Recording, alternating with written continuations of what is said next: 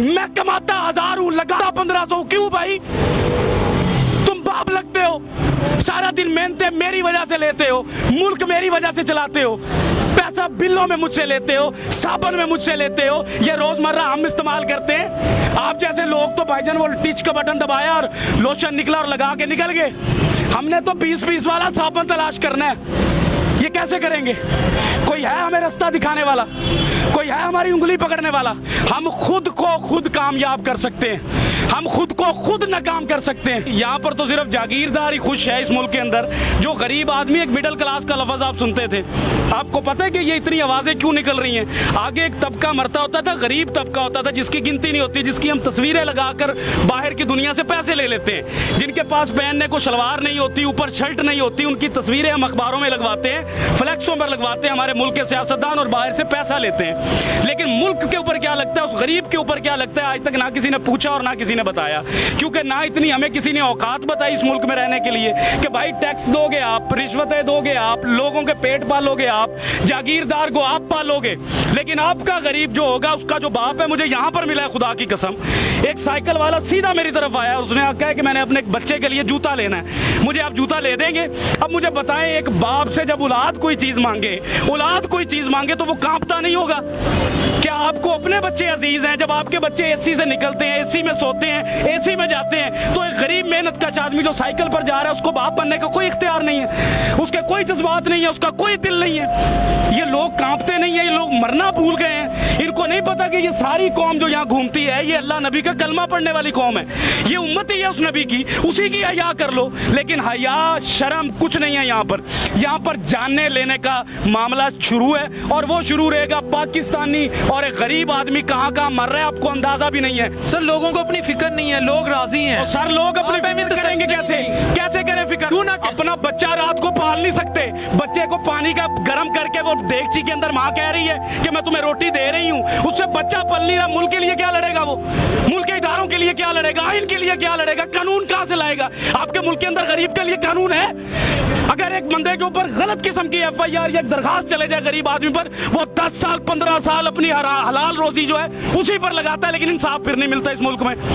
वो यहाँ पर आकर क्या चूड़ियां मांजेगा? क्या करेगा? किससे लड़ेगा? वो अपने हालात से नहीं लड़ सकता जिधर आकर आपने उसको खड़ा कर दिया।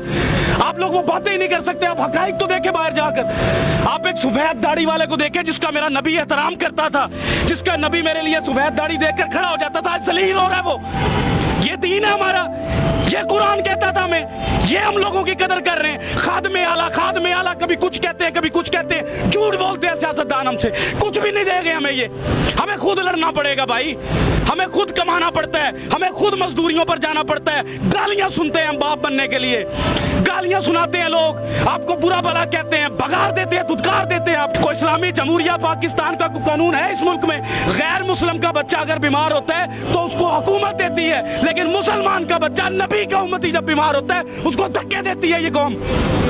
हम अपने जैसे से लड़ते हैं, लेकिन अपने से ऊंचे से नहीं लड़ते। डर लगता है, टांगे कांप जाती हैं। पूछो सवाल आज से, किसने लाकर खड़ा किया इन सबको यहाँ पर? क्यों खड़े हैं? ये बात मैं आपको पैसे बांट रहा हूँ, बयानी बांट रहा हूँ, इनके दिलों की बात कर रहा हूँ, इनके अंदर की बातें हैं। ये मैं घूमता हूँ, मैं चेक करता हूँ, मैं सुबह से पागल हूँ। मैंने देखी है माए रोते, बाप रोते देखे हैं भाई। मिडिल क्लास कोई नहीं रह गया इस मुल्क में, हर चीज मर रही है। सफेद पोश आदमी, मैं आपसे अगर 1000 रुपया जिंदगी में नहीं मांगा, इन हालात में मांगूंगा मैं आपसे 1000 रुपया, मैं मर जाऊंगा, लेकिन सफेद पोशी बचाऊंगा अपनी। काटन का सूट पहनूंगा, जूती पॉलिश करवाऊंगा, जेब में टका ना हो, फिरूंगा मैं चौधरियों की तरह कि मेरे बच्चे को लगे कि मेरा बाप चौधरी है।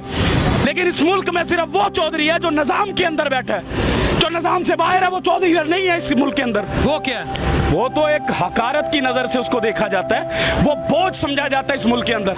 जब कोई सैलाब आना है तो उस गरीब को मारने के लिए ज़कात देते हैं ये लोग हमारी। कभी सैलाब गया जागीरदार के घर, कभी गया किसी सियासतदान के घर, कभी बच्चा मरा इनका कहीं पर, कभी भूख से ये रात को सोए हैं, फिर ये कहते हैं मुल्क के हालात नहीं ठीक, तो लाओ पैसा अपने मुल्क में लगाओ हमारे ऊपर। हमसे लिया हुआ पैसा मुल्क से बाहर ले जाओगे तो हालात ठीक होंगे। मुझे एक बात बताएं बिलाल भाई, एक बाप मैं कहता हूं अल्लाह ताला की जात के बाद मेरे पास बाप है। मैं समझता हूं कि बाप क्या होता है। जिसका बाप नहीं है ना, खुदा की कसम वो खुदकुशी कर ले इस मुल्क में ना रहे। मैं आपको कसम उठा कर कह रहा हूं, जिसका बाप नहीं है अल्लाह ताला के पास दूसरी बड़ी ताकत जो है ना वो बाप है, और जिसके पास इस दौर में बाप नहीं है वो कैसे जी रहा है? मैं अपने बाप के सहारे जी रहा हूँ, मैं भी अपने बाप के सहारे जी, सारा कुछ है मेरे पास, सही बात। लेकिन बाप के सहारे के बगैर मैं फारग हूँ। मैं भी। तो भाईजान हम पहले सबसे पहले हमें ये सोचना है कि हमारे मुल्क में बाप की हैसियत से कौन बैठता है? जिसको औलाद का दर्द हो, जिसको पता हो कि ये मखलूक अल्लाह की है, जिसको पता हो कि अल्लाह ने अपने हकूक से पहले इस मखलूक के हकूक रखे। अंदर से उम्र फारूक बनना पड़ता है, अंदर से, बाहर से बातें करके उम्र फारूक नहीं बना जाता। मदीना की रियासत लाने के लिए एक बंदा नहीं ला सकता, इसको भी लानी है, उसको भी लानी है, मुझे भी लानी है। कोई नेक काम होता है तो हम दूसरों को बातें करते हैं, अगर कोई गरीब की बात होती है तो उसको हम धक्के मार के भगा देते हैं कि तुम्हारा इस मुल्क एक गुब्बारे वाला। बताएं उस गुब्बारे वाले के पास अगर 2000 का सामान है उसके डंडे पर लटका हुआ, इस मुल्क के पाकिस्तान में जगह है उस मुसलमान के लिए कि ये एक जगह पर खड़ा होकर वो बेच सके? भगा देते हैं उसको।